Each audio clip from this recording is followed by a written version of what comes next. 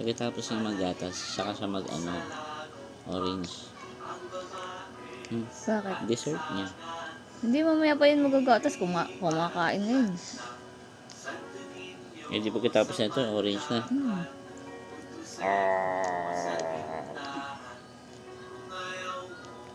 Buti naman. Kakaiba talaga ang panlasa mo, be. Ayaw mo ng saging. Ang dami ng saging. Siyempre, pinatikim natin ng mamoy yan eh. Kaya hindi siya maselan. Eh, baka tayo niya ng saging.